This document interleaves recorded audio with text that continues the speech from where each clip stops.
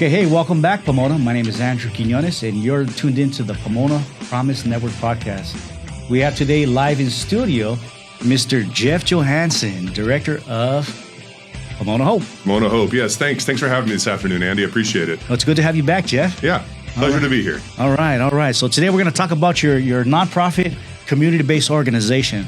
Yeah. All right. So first, before we get into your nonprofit, share with the community a little bit about yourself. You know, who are you? Where do you live? And how do you play? Well, okay, yeah. So I grew up in San Gabriel, so not too far from Pomona, but didn't know much about Pomona other than the Fairplex. We go to the fair every year, and the Glass House when I was a teenager. All right. But when my wife and I got married, we were looking for a place to live.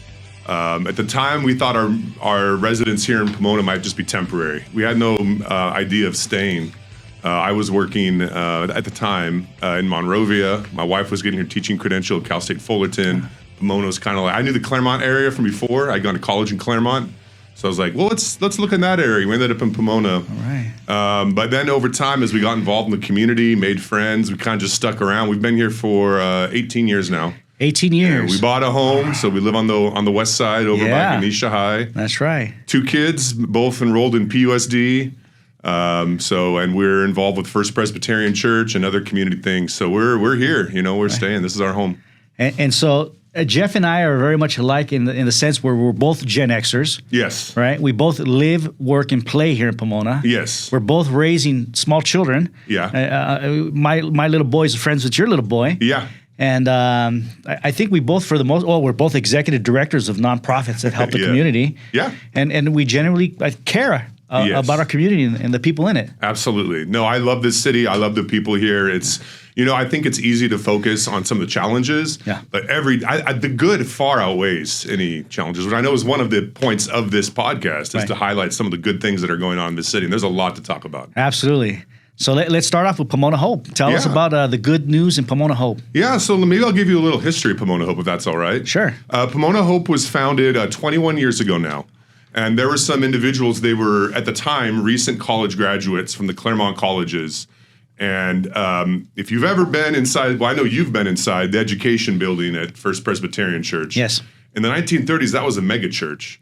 And they had 1,000 kids there every Sunday. Wow. Now there's like 10 kids. Yeah. Right? So it's a lot of empty space that could be used for other things. So these college students were living on the 3rd floor, and they wanted to start a nonprofit. And so they canvassed the neighborhood, talked with the community, met people in their homes, and said, hey, we're thinking about starting a nonprofit. What would you like us to do? Like what? So the couple of things they heard was there were some neighborhoods that didn't have streetlights. And so they felt unsafe at night. So, okay, let's go to the city council. Let's petition to get these neighborhoods lined up to get streetlights. Right. It was also working with the police department to break up a local drug and prostitution ring that was terrorizing the neighborhood, as well as to have the business license revoked from a smoke shop that was selling drug paraphernalia. Yes. So our first couple of years, this is before my time, by the way, but those first couple of years, the work they were doing was all community organizing. But the number one thing they heard out of all that community organizing was, we just want a safe place for our kids to go after school. Yes. Maybe working multiple jobs, maybe getting home late. At that time, there were less after-school options in the city than there are today, which is great. I'm glad there's more. But so it's like our kids, they're out in the street. We don't know what they're doing, right? And so the beginning of Pomona Hope was very, very, very simple. It was, we got this huge gym. We have these classrooms. We can get some college volunteers from the schools to come down, play in the gym with the kids, help them with their homework, and that's it. That's all the program was, and it was just elementary at the beginning. But over the years, we've expanded our programming. So now we serve junior high, we serve high school. The students have a whole rotation of workshops. So in addition to the homework and the gym time, they're getting art workshops, they're getting STEM workshops, which is science, technology, engineering, and math. Our junior hires and high schoolers have leadership classes, because I believe everyone is a leader somewhere. Yes. So there's something in there that we can bring out, right? High school students, we do college success programming as well as college tours during their spring break. So that's kind of like our after-school program. We also have a very similar summer enrichment program. And then we're also partners in a community garden across the street. All right. Called Center Street Community Garden, which we could talk about more in a bit if you want.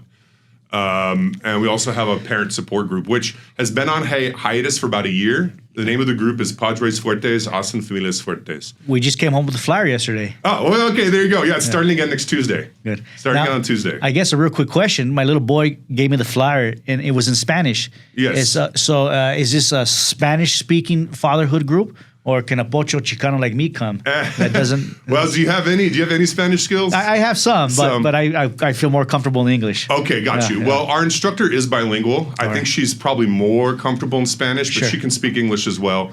I think historically we taught the class in Spanish because the parents that were attending, all of them were more comfortable in that language at the time. Right. Well, the neighborhood reflects it. Still, yeah, definitely. But we could look at trying to do something bilingual as well. That wouldn't be a problem. Yeah, no worries. But anyways, so the parent support group. But the primary thing that people think of when they think of Pomona Hope, I think, is that after-school program. That's kind of what we're most known for. That's right. Yeah. And again, my little boy goes there. Your little boy goes there. Yeah, and my daughter too. And your daughter as well. And one of the things that I like personally about it, when I pick up my little boy after, he's not only saying goodbye in a friendly way to the kids his age, but also to the older kids, the teenagers. Yes. So it's important for young kids to have older kids to look up to, I suppose, right? Absolutely. And so they're all in a positive environment, again, learning those leadership skills. And so as a parent, that makes me feel good. My little boy is being a part of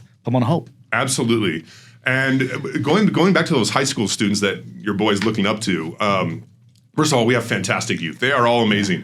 And what we do is most of them that we have grew up in the program, right? So maybe they've been there since kindergarten, or maybe fourth grade, whenever they started, and now they're in high school. The program looks a little different for them. There are still some elements that are for them, but they spend a lot of time volunteering. And so they're working with the younger kids. So, they have their college success classes, as I mentioned.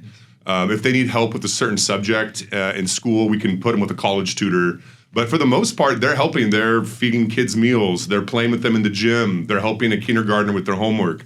And it's great to see that transition from 8th grade to 9th grade. Mm-hmm. They transition in that summer. They are so excited. They're like, it's finally my turn. I get to be. And you think maybe it would go to their head, but no, they're excited. They see the responsibility that they're being given, and they've seen it. They've looked up to it, and they say, now it's my turn to be a role model to and through the next generation. So I really love that. That structure was in place when I got there, but certainly encourage it to continue because it's been fantastic. Awesome. Yeah. On a little side note, I always appreciate pulling up to the church, and they always have some type of witty quote or comment on that kiosk. Yeah. So I have nothing to do with that. Nothing to do with that? No, but they are funny. That is our the pastor of a church that we rent space from, as well as there's like a facility manager who lives on site. Yes. And so I should also mention the building that we're in, we are not the only nonprofit in the building. Ah, okay. Historically, we were. Yes. And it felt empty a lot of the time when the programs, like if I was there in the morning, it was dark and quiet.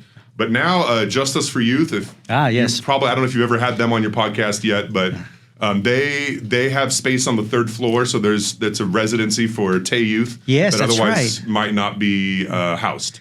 So real quick, not everyone knows the acronyms. What is Tay Youth? Tay Transitional Age Youth. So we're talking youth probably in the range of like 18 to 24. Yes. And Eric Vasquez, the leader of that organization, is a longtime friend of Pomona Hope and a First Pres. In fact, he used to be the pastor of a church that rented space, and he was running the youth group. The Rock of Faith or something of that nature. I think that's right. Yeah. And at that time, I was volunteering with the church's youth group. Once I became executive director of Pomona Hope, I don't have time to. It's a lot more responsibility, as you know. That's right. But we would do a lot of projects together, bring the youth together to go out and do a project or an event. Right. So a lot of history in that building. And there's other nonprofits that are renting space. So there's a faith-based environmental group that's renting space. We used to have a group that was working on like immigration issues with folks coming from like war-torn kind of areas. So stuff like that. I really appreciate the outreach and community collaborating that the church does. Yeah. As you know, like I said, you can look out through our community and our nation, and churches are just closing all over the place. Absolutely. So to build new relationships with community-based nonprofit, to share space and allocate, resources to Absolutely. the betterment of the community, right? And I really have a lot of respect for the church members that were there at the time. This would have been 2003. At the time, it was very much an aging congregation. And I think there was even talk that the sanctuary burnt down at one point. Oh, really? Yeah. So the church is actually 1 year older than the city itself. Is that right? Yes, it's been in the valley since 1883. Wow. But the sanctuary burnt down, I want to say in the late 1980s and was rebuilt in the 1990s. So there was even talk like, hey, should we even stay in Pomona? Like maybe it's time to move to Claremont. Maybe it's time to move, I don't know, Diamond Bar or something along those lines. Right. But there was a group that said, no, we're supposed to stay. We're supposed to be on this corner of Holt.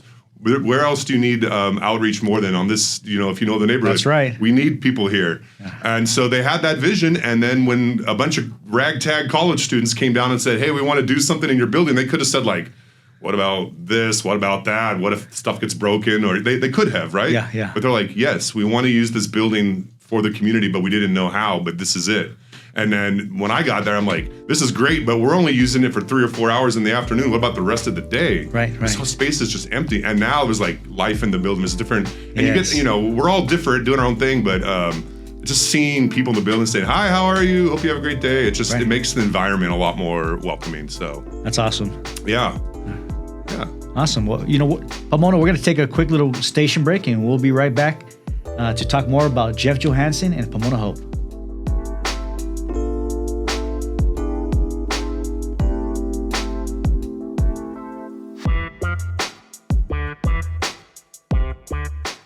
Okay, hey, welcome back, Pomona.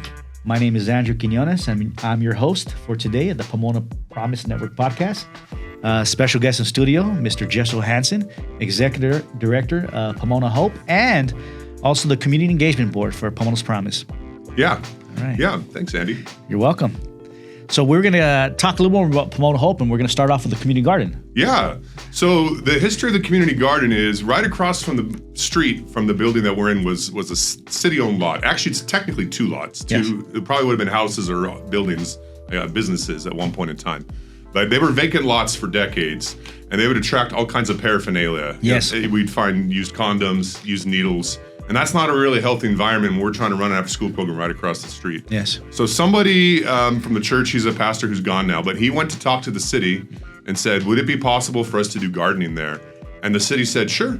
And so we had to do an MOU, but it was for $1 a year. It's basically just to have a payment and a contract. Right. And we transformed that space. It's not just Pomona Hope's, it's a collaboration between Pomona Hope, between the church, and between the community. It's meant to be for the community. Right. And I got a little history with that place. Yeah.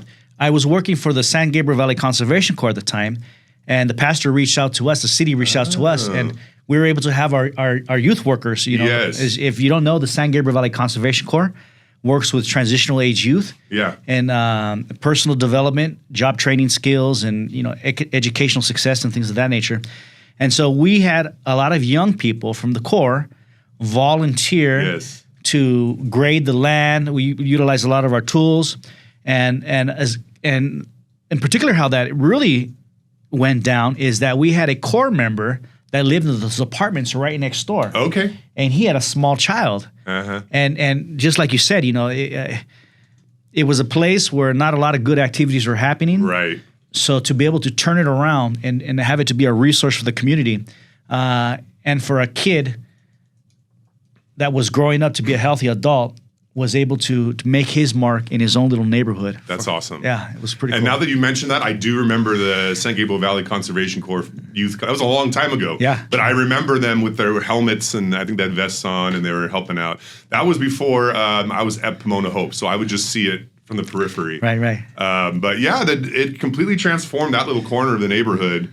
Now it has 52 plots. Wow. And 1 or 2 of the plots are reserved for Pomona Hope students. So they go over there once or twice a week and have gardening classes. Every time my boy goes, he talks about doing the gardening. So yeah, doing the gardening. And what I love about that is I've heard stories, where the kids will say, I hate vegetables. Yeah. I hate zucchini. I don't like zucchini. Yeah. Okay, but when they're the ones that plant the seed, Right. water it, weed, tend it, and then it comes out of the ground. And then our garden coordinator, Barb Evans, will take that zucchini home and make some sort of dish, bring it back the next day, and the kids are eating like, I love zucchini. Yeah. And then in the end, when they're talking about parents coming to pick up, the parents are coming to pick them up, and they're running up holding extra zucchini. Exactly. Mom, I love this. Can you cook this for dinner? And how did you get him to eat the vegetables? He hates vegetables, So right. And I think it's important for kids to learn. We cover the environment. Yes. We cover nutrition, and for them to learn, it's hard work to get food out of the ground. Somebody worked hard. It didn't just come on a truck and then appear in the grocery store. You go further back up the chain. Somebody worked really hard, and who was that? And let's show them some respect and honor, because now you know how hard it is to make a zucchini.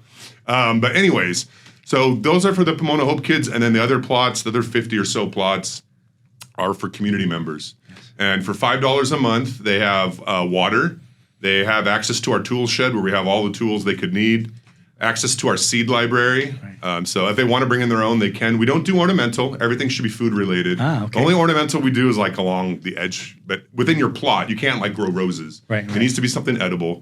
Only exception would be if there's any companion plants that will bring in beneficial insects. Okay. Then that would be okay. Yes. But we're not doing like roses, like I said. Right. And we have an outdoor education classroom as well. We have a barbecue in the shed, so sometimes we'll bring that out and grill something up and then have some food from the garden and have like a little community party. Right. So we were there for, I want to say 14 or 15 years, and then it was redevelopment agency land, and the city they liked us being there, but they had to sell it, and they had to sell it for a profit. Yes. And so it did get sold to a developer, and it was going to be market rate condos, which was a little bit disheartening for us. Mm-hmm. It's a long story. I don't want to tell the whole story, but at the end of the day, that project fell through, and the city was able to purchase it itself with money from one place to another. So we are the first, within the city code, there is green space. Yes. But the only subcategory for green space currently is a park. They don't have any framework for a city-owned, I'm not talking about city-owned, yes, a city-owned property that is a community garden. So they're going to try to get that in there, and we could be the first, because as you know, there's already many other community gardens. That's right. Maybe we can see more city-owned community gardens. And so yes, the pastor and I met with 2 individuals from the Water Resource Department yesterday. Okay. And we are looking, basically the garden, it's permanent green space now. The number of plots will shrink because the money's coming from the water department for this project. There's going to be a water conservation demonstration area, little paths, little QR codes on little signs where you can scan and learn more about why do we put these kind of plants grouped together here, at different facts that you might then take and use on your own property.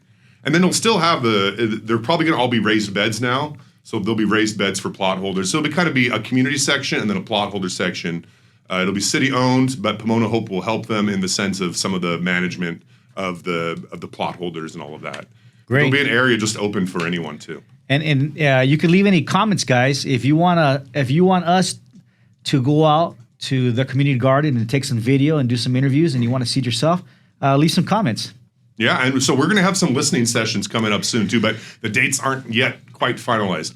But we want to hear. We don't want to just sit there and say, "Hey, we want to do a garden." It does have to have the water conservation. That's a must. There needs to be some element of that. Sure. But other than that, we want to hear from the community. So we're going to be not only inviting Pomona Hope families to be a part of that discussion, and city staff and our staff, but we want to canvass our immediate neighborhood and pass out flyers, because even if someone's not a plot holder, it still affects them. Right. It's still their neighborhood, and that's the only walkable green space for our families. Yeah. And a lot of them maybe have transportation or whatever. So it's like there's nowhere. There was one father, his name was Anthony, and at the time he had a little daughter, must have been about 2 or 3.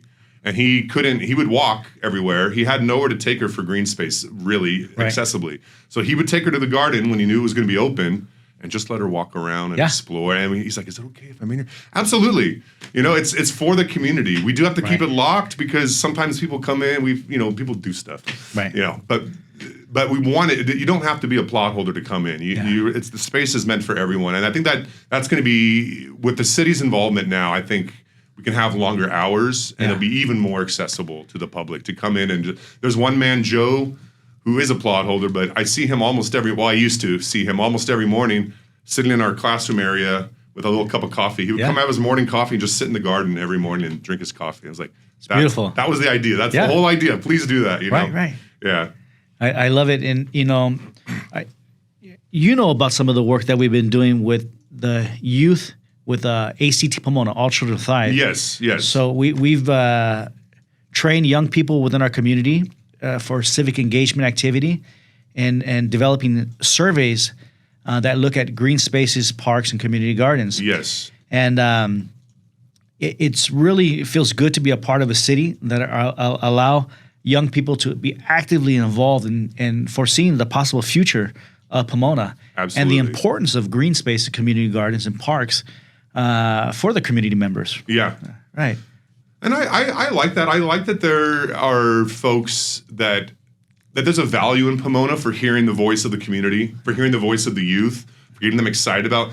I don't remember. I mean, I'm sure maybe adults told me stuff and I wasn't listening, but I don't remember really having much of a voice in the community where I grew up. Yeah. I felt like I had to wait to be an adult before anyone really cared what I thought. That's right. You know, other than maybe like, you always have that one or two teachers that are great. I'm sure I had some great teachers. But I mean, as far as the general community, but I feel like... Well, we're from the Gen X. We're from Gen X, yeah. They still kind of had that, it's better to be seen than heard. Yes, yes. Right? But I really like that. We're at that place and, there are so many youth that are so pumped up and fired up about different issues, whether it's green space, whether it's the environment, whatever the issue might be. Yes. And I that's why I have a lot of respect for you as well, because I know we're doing the same work, but different angles and different methods. But getting those youth pumped up and on a positive track and getting them excited about their future, I think is just so important. Absolutely.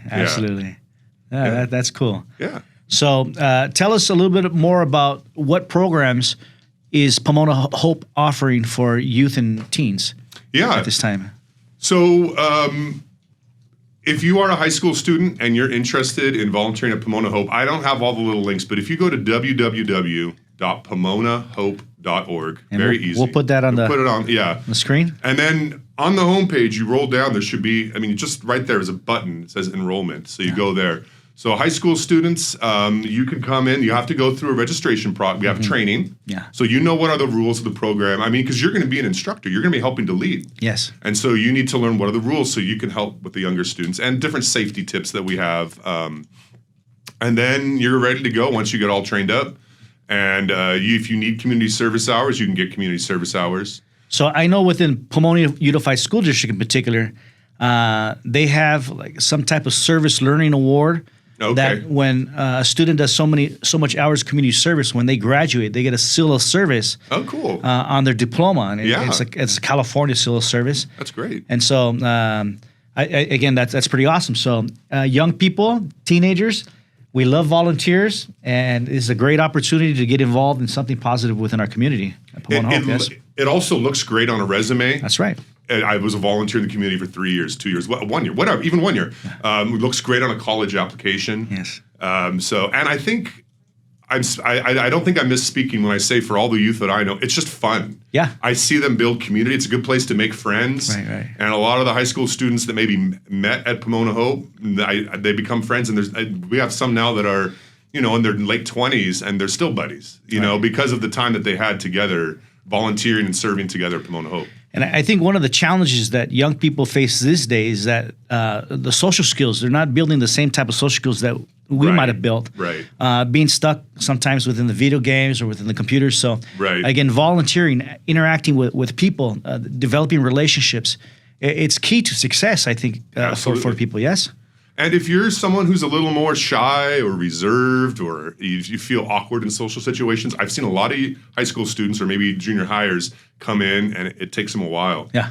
But always, always, always over time, if they stick with it, they blossom and they grow. And by the end, they're like super confident. So I think there's just something about saying, okay, this is hard for me, but I'm going to do it because I want to get out there. I want to meet people. I want to give back, all that kind of stuff. So the other cool thing we do for our high school students that might be an opportunity if they're interested is we do what we call Campus Crash during their spring break. Okay. So what Campus Crash is, it's an opportunity to tour. This year maybe a little more streamlined, but generally we do up to 6 campuses in 3 days. So we'll do a morning and an afternoon. Yeah. And we try to see a variety of different types of schools. So we're going to see what is a Cal State like? Yes. What is a UC like? Yes. What is a private school like? What is a JC like? Right. So you're taking them to Mount Sac, Cal Yes. Poly, Yes. the Claremont or Pomona colleges, Absolutely. Western University, perhaps. We have not done Western Okay. yet, and not because we don't want to. We should. We haven't. And we Yeah. should. Yeah.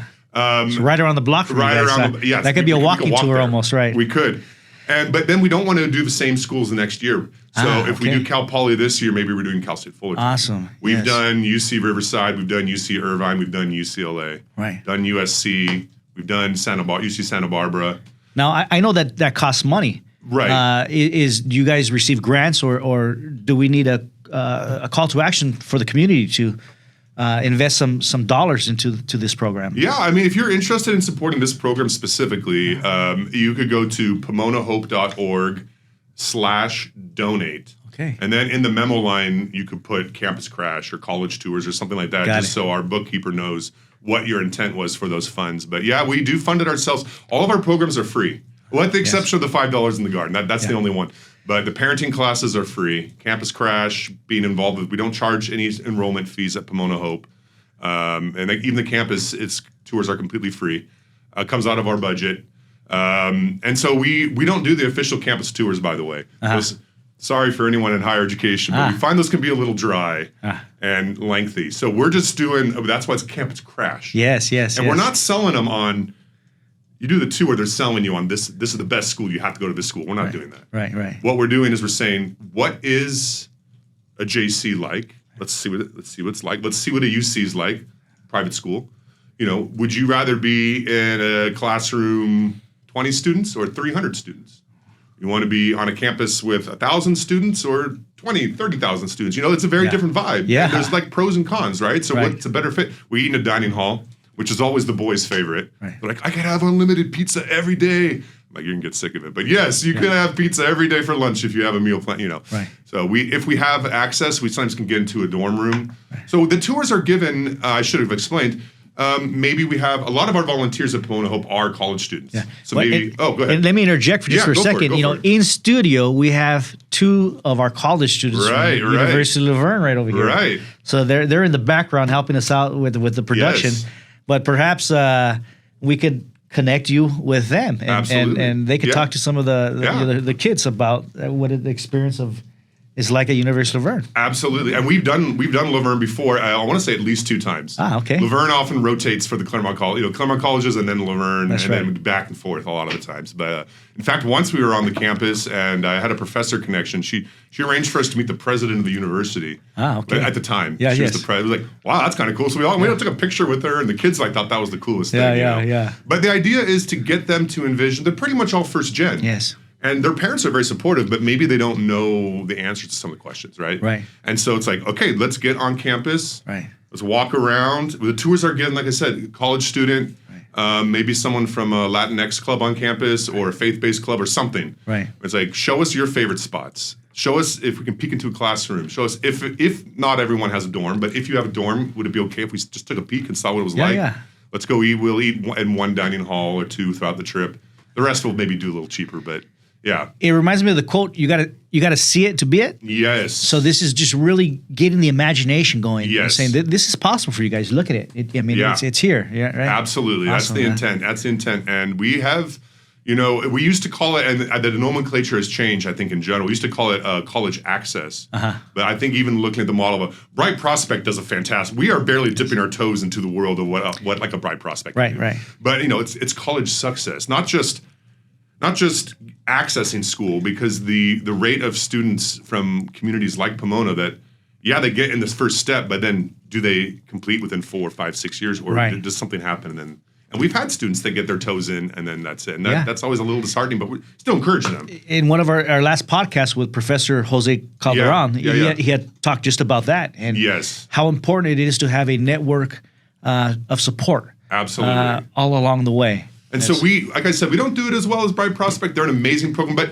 we have tried to do baby steps into that we don't have people on all these college campuses, but we do try to stay in touch with our alumni to ask them how they're doing, so they know we're still here for you, even if maybe you're across the country, but Pomona Hope still cares about you. And if you need any resources or need any advice, we can try to connect you with someone who can mentor you or help you even in your college path. So awesome. Absolutely. Cool, man. Yeah. All right. Is there anything else that you'd like to share about Pomona Hope with the community? Well, the other thing is we are a very small staff team. So we have 3 full-time staff. And great staff that you have. The staff are amazing. I will say that. We have a great team. 3 full-time and 4 part-time. But in programs, every afternoon, we have just the 2 full-time staff and then 1 part-time. The other staff are more administrative roles, garden coordinator, bookkeeper, that kind of stuff. Got it. And so we serve up to 75 youth a day. We cannot have 3 adults watching 75 kids. Right. So we are very reliant on volunteers. Yes. Very reliant. And a lot of those volunteers are college students, and a lot of them are retirees, because you think about our operating hours are in the afternoon after school. Who may be free between the hours of 2:30 and 5:30, 6:30. Right. Depending upon college student schedule, they might be, or retirees have a lot of free time. So again, if you're watching this podcast, and we're hoping maybe some people from Hillcrest, perhaps, in our retirement community, and some of our college students that are watching this, we're going to put some information out there for you to access volunteer opportunities with Pomona Hope. Absolutely. So we love our volunteers. We could not function without them, and we were getting a little low on volunteers going into the Christmas season, but we just got a whole new batch. We've got 7 from UOV. All right. We got a handful from APU, Azusa Pacific, and we have there was 2 more from I forget, but. Anyways, there's like 10 new college students that just started this week, and they're engaged. I'm walking around the building. They're playing. They're kicking soccer balls with the kids. They're like, "Come on, let's go!" I'm like, "Wow, they got it quick." Because sometimes college students, it depends upon the personality. It takes them a little while to warm up. Yeah. But this group just came in. I'm super pumped. So good. Yeah. So if you want to volunteer, the information, I think we can probably put a link. We'll double check, but I believe it's pomonahope.org/volunteer. But go with what the text says, not what I just said. Right on. All right. So in your other role, as we bring the podcast to a close, you are the chair for the Pomona's Promise Community Engagement Board. Yeah. I know that you and I and our leaders have been talking how the future is going to unfold and how we could be better synergy with other nonprofit organizations and community members to get out the word of all the great services and organizations that Pomona have to offer, yes? Absolutely, yeah. So I think we've talked in the past about the different tracks that are within Pomona's Promise. Yes. Community Engagement Board is one of them, and that's a good opportunity for to network with other community organizations, to share about the work that your organization might be doing. Right. Or if you're a community member, to just come get involved, to learn, to share your voice on what you think. We might also talk about different issues that we're seeing in the community.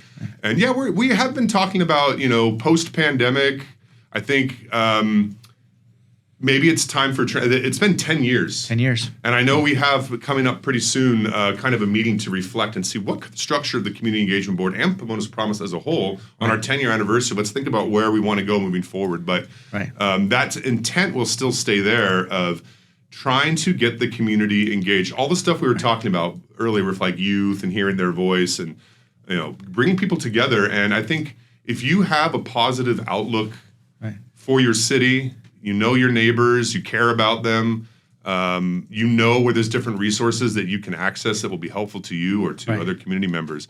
There's so much out there, but sometimes people it's like, how do you get the word to them? And that's, it's an issue that we have been tackling, but certainly hasn't been solved. So if you are interested, if you are part of an organization that you would like to come and network with other organizations, we'd love your participation. If you're a community member that wants to learn more or hear more, we'd love your participation. And there is an email address that I don't have memorized, but we can get that to you and put it on the bottom. That'll forward to me. Yeah. Also, if you are a community member, with an organization, and you have any events coming out, I do have a pretty nice sized mailing list that hits about 50, 60, 70 different organizations that can then share out. So if you have a fundraiser or a luncheon coming up, email to that address, and I will blast it out, and then they can share it in their networks. And I know one thing within the city of Pomona, in collaboration, I'm going to guess with our community engagement board, is that the city is going to be sponsoring a community-wide dashboard. Yes. where they can access information to all our nonprofits. Absolutely. And hopefully all the events that are happening with our community. Now, rewinding it for, pre-pandemic, the community engagement board I felt was like a one-stop shop meeting place where you could hear all the things that are happening and you can announce all the things that are happening in your organization. I didn't have to begin. This is pre-Zoom, Right.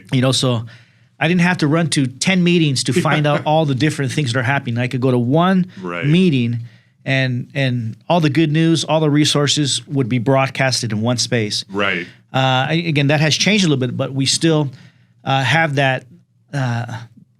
We still want to be an effective component, a communication component within our community. Absolutely. To say there's a lot of good things happening here. Yes. Here's a way to access it. And if you care to volunteer or get deeper involved, you could contact a person like Jeff that knows everyone in our community or myself. Yes. And really become a part of the solution. Yes. Absolutely. Absolutely. Yeah. There was a group that was coming in about 5 or 6 years ago. That was going to start working in the city called Project Horseshoe Farm. Ah, yes. If you ever, and they're partners with us now in after school program. But they're doing other stuff, lots of other stuff in the community as well. But they said, who do we need to know? Who do we need to meet? Because they were coming from Alabama to Pomona.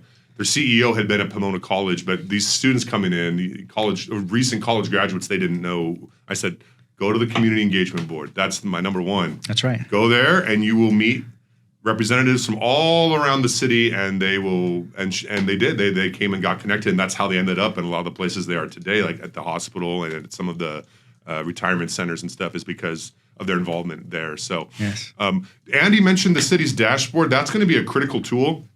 If you are an organization and you have not heard about that yet, once again, email that email address. Not that I'm in charge of it, but I can then forward it to the city. I don't have that email ready for the city staff, or maybe we can put the link. Yeah. We'll put the link for how you fill out your information. We just do that. That's right. But you put your information in there. I've already filled out mine for Pomona Hope. I filled mine out today. Perfect. Yeah. Perfect. That's good. It's still rolling out, but I think it's going to be a fantastic tool when it's done. Where basically you can say, "Hey, I'm looking for food. I'm looking for dental care, a low-cost dental care, or I'm looking for after-school program, whatever volunteer opportunities." Right. And any criteria, you put all the criteria you want. There's a lot of options, and then it's going to show you on a map where the different organizations are, how to contact them, what their hours are, any requirements, all that information in one place. You don't have to just look around Google, because Google's not always super helpful. I get a lot of phone calls for Hope for Home Pomona. Yeah. Because people just type in Hope for Home Pomona, and then Pomona Hope is in one of the links, and they're like, oh, here it is. And right. So, sometimes you need a little more, this is going to be a little more accurate, I think, than even a Google search might be, if we all put our information in there. So put it in if you haven't yet. That's right. So if you're a nonprofit out there, a community-based organization, make sure we'll add a link to this broadcast, but make sure that you fill it out and get connected with our community. Perfect. Right. Yeah. All right. So Jeff, as we bring this podcast to a close, is there anything else you'd like to share with the community? Any messages of hope for the future, or any announcements? Yeah, I think I would just echo what I said earlier. I really feel like I'm a cheerleader for the city of Pomona. I don't allow people to speak ill of it, and I think it would be silly to pretend that there aren't challenges. We know that there are. Sure. But like I said earlier on, there are so many more good things happening than negative. And let's work on the negative when we can, but let's celebrate the positive. There are youth that are engaged, and there are neighbors that are getting to meet each other, and there's small business owner opening a new delicious restaurant. There's like fun. There's wonderful art galleries out here in the neighborhood. So someone creating something.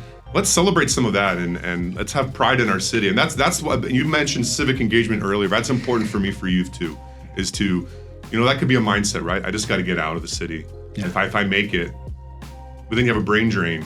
If everyone says, oh, if I make it, if I get out of here, then where's all the talent? Where's all the community? Right. So some kids need to go, and that's okay. But if you can, come back and bring your skills and talents, viewpoints, and be a part of this community. And let's all work together and make it. And it is an amazing place to live, but let's get even further down that road. Right. Yeah. Well, thank you, Jeff. Yeah, my pleasure. Right. Thanks for having me. All right. Well, Pomona, we thank you for joining us for this afternoon's podcast. Here in Pomona, it's a beautiful rainy day outside. So stay dry, Jeff. I will. I brought my jacket. All right. And I'm pretty sure I'll see you in a couple hours picking up the boy. I will see you there. Okay. Yeah. Peace. All right. Peace, Pomona. All right.